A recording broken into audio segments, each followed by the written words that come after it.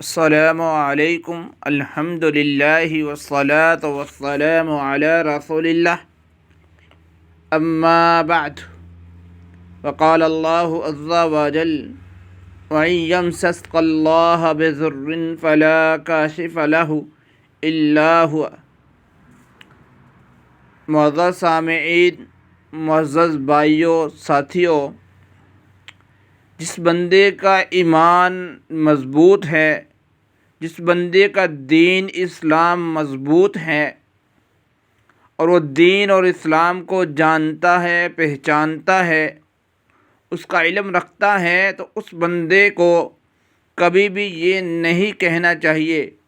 کہ اللہ کے علاوہ کوئی اور بھی مشکل کشا ہے، کوئی اور بھی ہے جو اللہ کے علاوہ تکلیفات کو، مصیبتوں کو دور کر سکتا ہے۔ تو یقیناً جو بندہ ایمان میں، اسلام میں مضبوط ہے، قرآن اور حدیث کو جانتا ہے، قرآن اور حدیث کا علم رکھتا ہے، تو یقیناً وہ بندہ کبھی بھی یہ بات نہیں کہے گا کہ اللہ کے علاوہ کوئی اور مشکل کشا ہے، اللہ کے علاوہ کوئی اور دینے والا ہے، اللہ کے علاوہ کوئی اور سننے والا ہے، اللہ کے علاوہ کوئی اور بیمار کرنے والا ہے، تکلیف میں مبتلا کرنے والا ہے۔ کوئی بھی انسان ایمان والا، اسلام والا کبھی بھی یہ بات نہیں کہے گا کہ اللہ کے علاوہ کوئی اور بھی ہے جو مصیبتوں کو، پریشانیوں کو دور کرنے والا ہے، اولاد کی نعمت سے نوازنے والا ہے، بیٹے دینے والا ہے یا بیٹیاں دینے والا ہے۔ ایمان والا اور اسلام والا بندہ کبھی بھی نہیں کہے گا۔ زندگی میں ہمیں بھی چاہیے کہ ہم کبھی بھی یہ الفاظ نہ کہیں، بلکہ زندگی میں کبھی بھی یہ الفاظ نہیں کہنے چاہیے کہ اللہ کے علاوہ کوئی اور مشکل دور کر سکتا ہے، کیونکہ اللہ تعالیٰ قرآن مجید کے اندر فرماتے ہیں، فرمایا وَإِن يَمْسَسْكَ اللَّهُ بِضُرٍّ فَلَا كَاشِفَ لَهُ إِلَّا هُوَ۔ فرمایا میرے علاوہ کوئی تکلیف کو، کوئی پریشانی کو، کوئی دکھ کو، کوئی درد کو دور نہیں کر سکتا۔ اور دوسرے مقام پر، دوسری جگہ اللہ تعالیٰ نے فرمایا لَيْسَ كَمِثْلِهِ شَيْءٌ وَهُوَ السَّمِيعُ الْبَصِيرُ۔ فرمایا میری مثل کوئی چیز نہیں ہے، یعنی کہ اللہ تعالیٰ فرماتے ہیں کہ مجھ جیسا کوئی نہیں ہے۔ تو اس لیے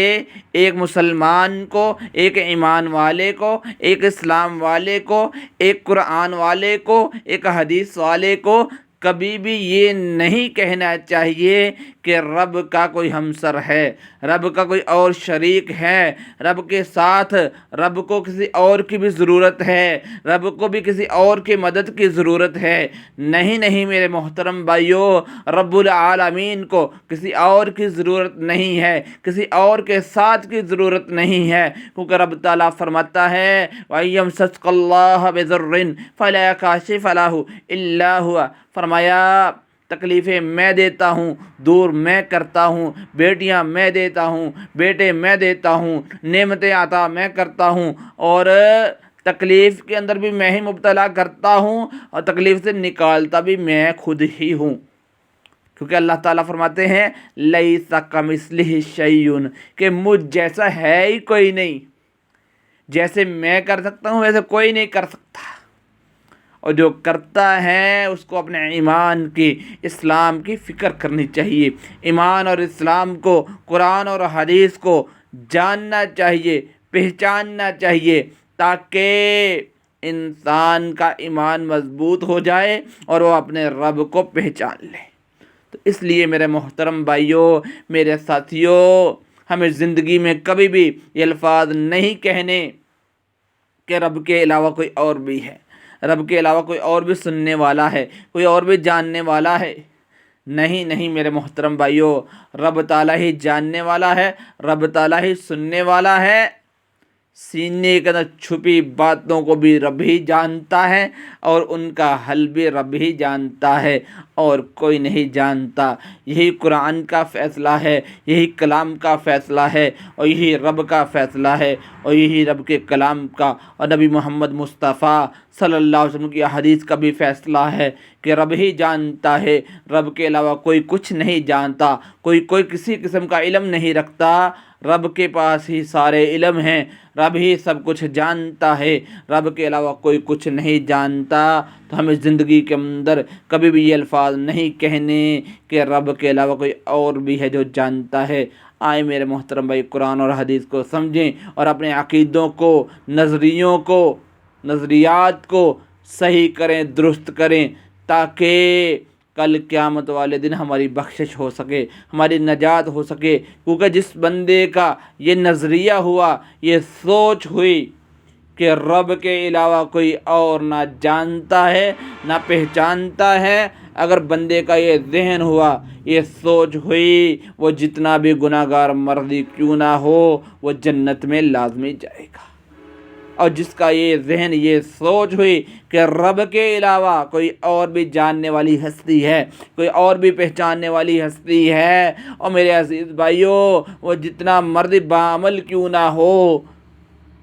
لیکن اس کے سارے اعمال رائے گا اور ضائع جائیں گے، کیونکہ اس نے رب کے ساتھ شریک بنایا ہے، رب کے ساتھ کسی اور کو جاننے والا بنایا ہے، رب کے ساتھ کسی اور کو پہچاننے والا بنایا ہے، اس لیے اس کے سارے اعمال رائے گا اور ضائع ہو جائیں گے۔ آئیں قرآن اور حدیث کو سمجھیں، اپنی دنیا بھی بنائیں اور آخرت بھی بنائیں۔ اللہ تعالیٰ سے دعا ہے کہ اللہ تعالیٰ حق بات کو سمجھ کر اس پر عمل کرنے کی توفیق عطا فرمائے۔ علینا الا البلاغ المبین والحمد للہ رب العالمین۔